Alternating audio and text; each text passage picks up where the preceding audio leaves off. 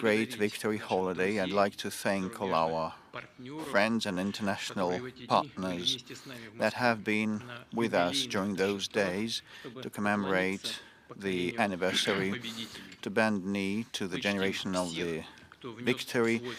We honor everybody who contributed to the common victory over Nazism, including our anti-Hitler coalition allies and the warriors of China and the participants of the anti-fascist resistance movement in Europe, the fighters from the People's Liberation Movements in Africa and APR and Latin America.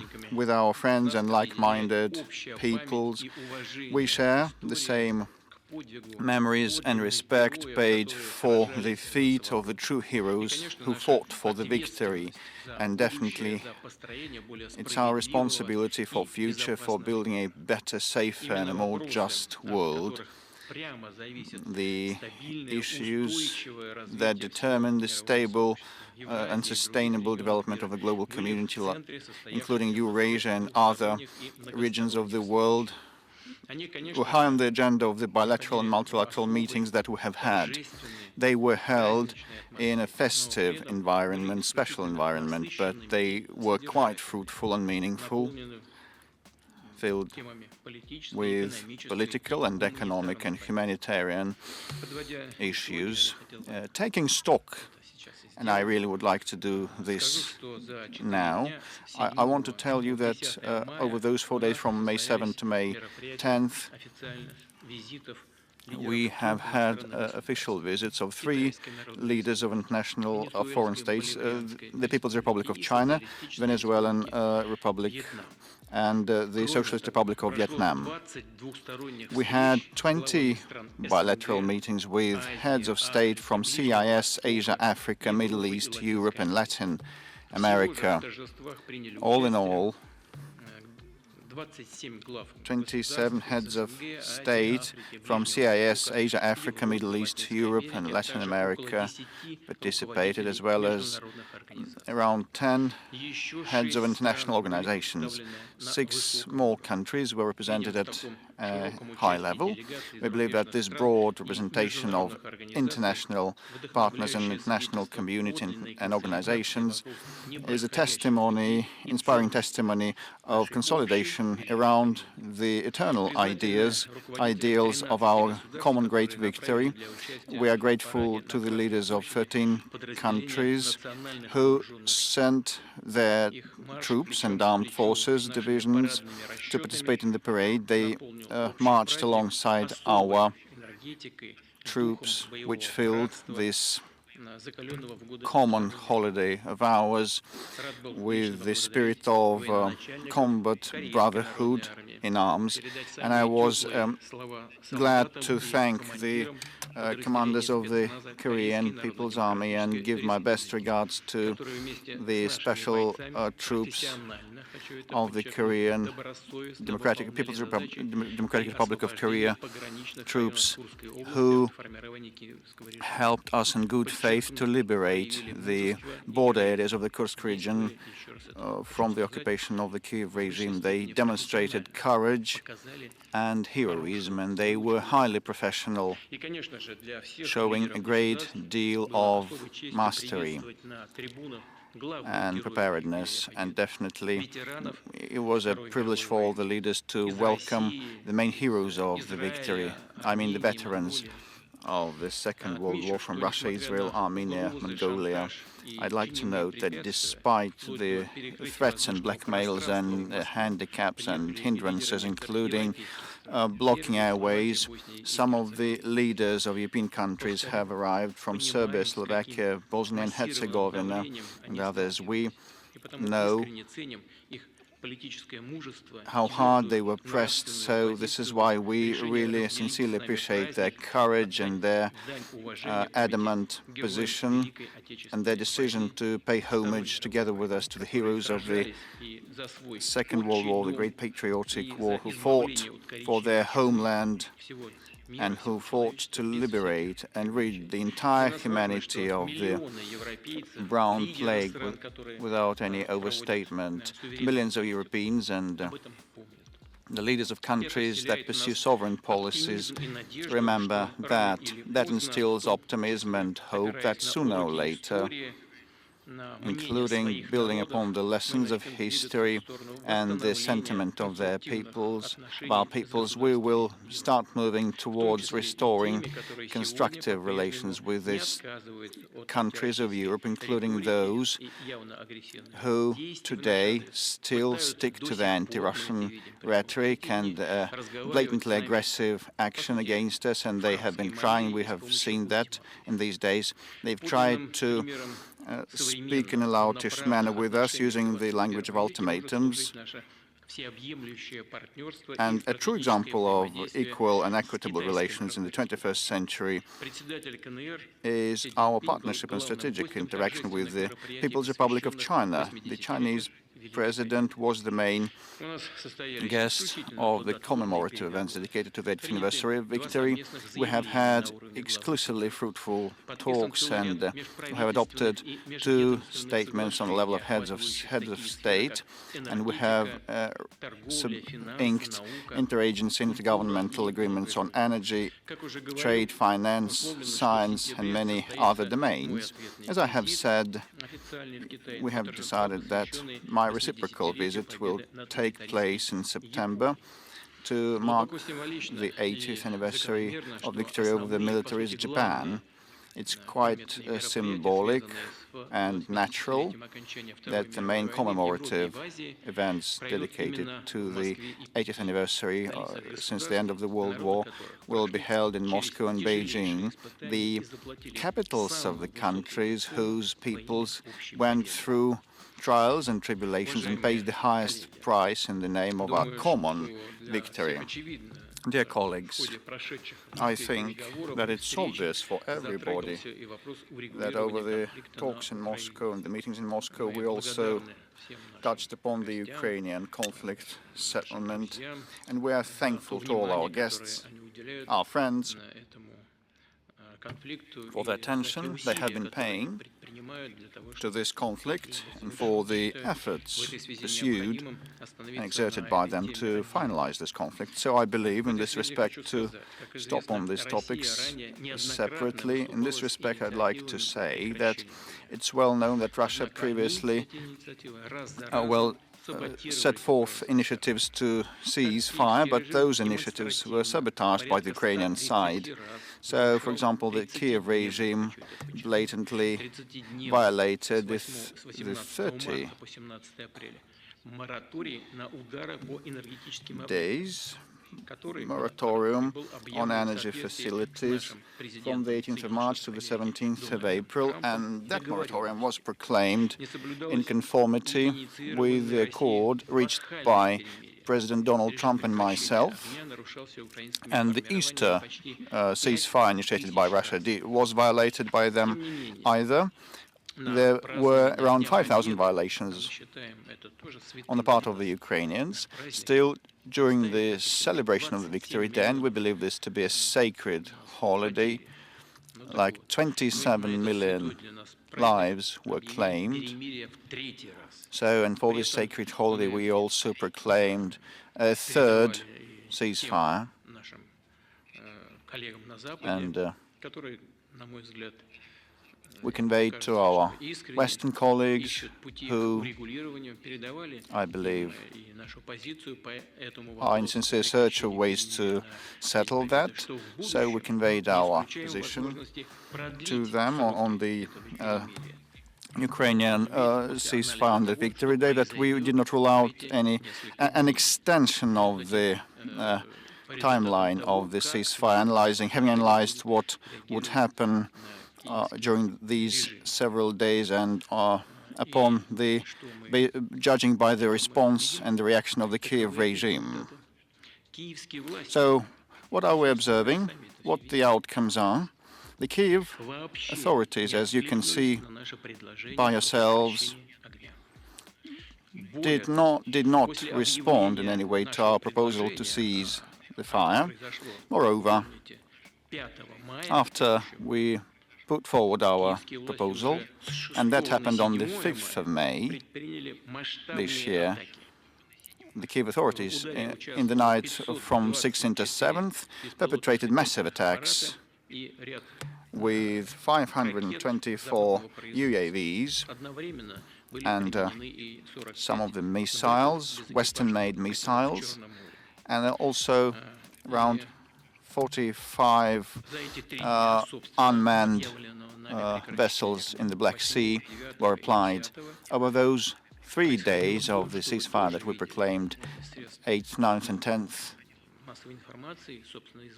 things that you saw accounts of in the media happened, and that was clear from your reports also. 5 targeted, purposeful attempts to attack the state border of the Russian Federation in the Kursk region and in the juncture with the Belgorod region, segments of the border on the days of the ceasefire that we proclaimed. Moreover, in other segments, 36 attacks were perpetrated. And all those attacks, including attempts to enter the soil of Russia in the Kursk and Belgorod regions, were repelled. Moreover, our military professionals believe that they had no military significance, and they were based on political grounds only, and the casualties of the adversary were huge. As a result, as I have said, the Kiev authorities not only turned down our ceasefire proposal, but also tried to intimidate the leaders of the countries that planned to attend the festive events in Moscow. You know, dear colleagues, when I met with colleagues in Moscow, it dawned on me, it occurred to me, I'll share this thought with me. Well, I just figured, whom were they trying to intimidate? To mark and commemorate the victory over Nazi Germany. The point is that those who came to us are not the official position leaders. These are spiritual and character leaders and sentiment leaders, and they're leaders in terms of upholding their own opinions. And who tried to intimidate them? Who would snap the salute to the former SS soldiers and make national heroes out of those who were the Nazi collaborators in the Second World War times? Well, I think this is an attempt with undue means, unfit means, and those who try to commit that are not up to the mark to their efforts. I repeat, on several occasions, on many occasions, we proposed to cease fire and never declined to dialogue with the Ukrainian party. Let me also remind you that it wasn't us who suspended or stopped talks in 2022. It was the Ukrainian side. And in this respect, against all odds, we proposed to the Kiev authorities to resume the talks they stopped and terminated in April 2022. I'm referring to direct talks without any preconditions, and we propose to start immediately on next Thursday, on the 15th of May, in Istanbul, the venue that held them before. Well, it is well known that the Turkish colleagues proposed their services to organize such talks, and President Erdogan did a lot to organize those talks in the past. As a result of those talks back then, a draft of joint agreement was prepared and initialed by the head of the Kiev negotiating teams, but upon the behest of the West, it was thrown into the litter bin. Tomorrow, a phone conversation is planned with the Turkish President Erdogan, and I would ask him to provide this opportunity to hold talks in Turkey. I really hope that he will confirm his desire to facilitate peace in Ukraine, where we are committed to holding serious talks with Ukraine in order to eliminate the root causes of the conflict, to arrive at a enduring, long-lasting peace in the long run, in a long historical run. I cannot rule out that during those talks we will be able to negotiate and come to terms over new ceasefires or truces, real ones that would be respected not only by Russia but the Ukrainian side, and would be a first step to a long-lasting, enduring peace, not a prologue to continuing the armed conflict after re-equipping and rearming and digging trenches and new defensive checkpoints. Who would want such peace? So our proposal is on the table. So now it's up to the Ukrainian authorities and their mentors and their supervisors to decide, and those are guided by their personal political ambitions, not the interests of their peoples.